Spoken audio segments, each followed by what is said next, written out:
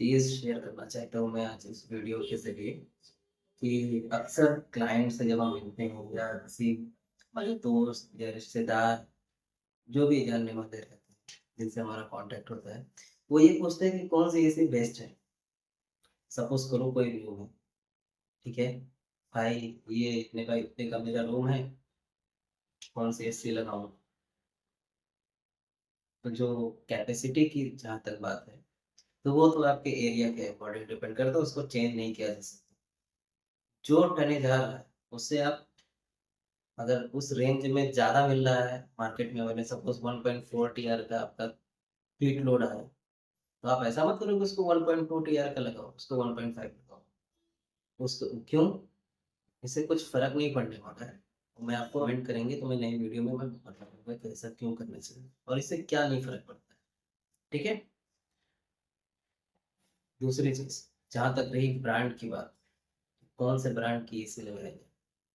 Market में बहुत सारे ब्रांड अवेलेबल हैं, जैसे अगर कोई जानते हो, यहाँ पर लिखा भी है, Mitsubishi, Oriental, Daikin, Carrier, Midea, Samsung, Voltas, Blue Star, Lloyd, ऐसे बहुत सारे हायर, आईएफबी ऐसे तो मिल जाएँगे। मार्केट में बहुत सारे ऐसे अवेलेबल है, आप नेट पे भी सर्च करेंगे तो आप मिल जाएँगे इंडियन मार्केट में।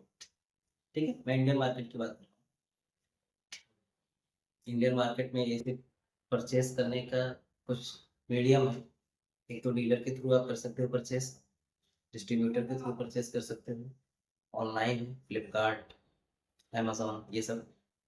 उसके बाद में आप किसी शोरूम में आप जाकर के ले सकते हो। शोरूम जनरली डिस्ट्रीब्यूटर ही रहेगा या तो डीलर ही रहेगा।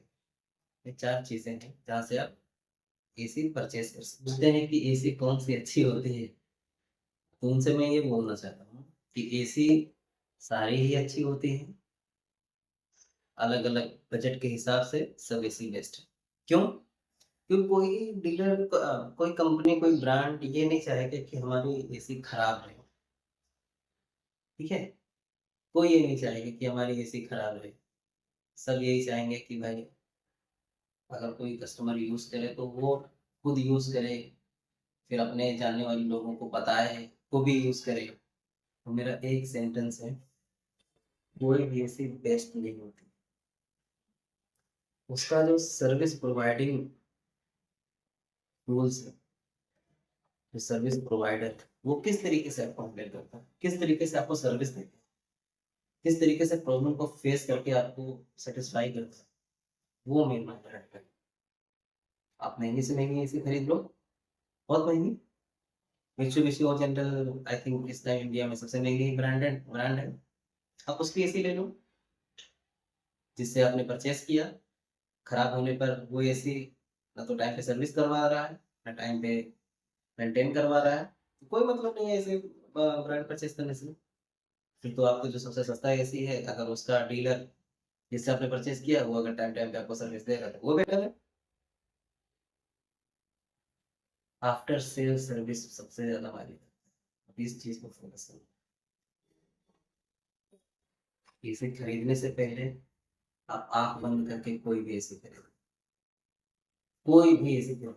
लेकिन खरीदने के टाइम आपको पहले से ये चीज़ पता होनी चाहिए कि ये डीलर हमें सर्विस दे पाएगा कि नहीं दे पाएगा। उसके बारे में इंक्वायरी करना चाहिए। बहुत सा एसी खरीदते टाइम ना 4 चीज़ें ध्यान में रखनी चाहिए, 4 चीज़। सबसे पहले तो जो घर का एसी होता है नॉर्मल, घर में लगाने वाला, वो एसी में जनरली इन्वर्टर होनी चाहिए। क्यों? बिजली की बचत होती है उससे, ठीक है? उसका एक फ़ायदा भी है, एक नुकसान भी है। बिजली की बचत होती है ये तो फ़ायदा है। नुकसान क्या है? नुकसान ये है कि अगर वो खराब हुआ, उसकी पीसीबी या उसके अंदर कुछ प्रॉब्लम हुआ, तो उसका मेंटेनेंस कॉस्ट ज़्यादा हो। अंडर वारंटी है तो कोई इश्यू नहीं है, वारंटी के बाद क्या होगा? लेकिन जनरली खराब नहीं होती, ठीक है? आपने जितना इलेक्ट्रिसिटी सेव की हो रही है तो उसी के अंदर मेंटेन हो जाता है, आम तौर से। नंबर 2, एसी किससे परचेज़ करना है? खास करके आप अगर डीलर से परचेज़ करेंगे तो अच्छा रहेगा। ऑथराइज डीलर को है। नंबर 3, वो जो डीलर से आपने एसी परचेज किया है वो आपको 1 साल में कितने सर्विस देगा, मतलब क्लीनिंग का। 1 साल में जनरली 4 सर्विस होते हैं, 2 वेट, 2 ड्राई।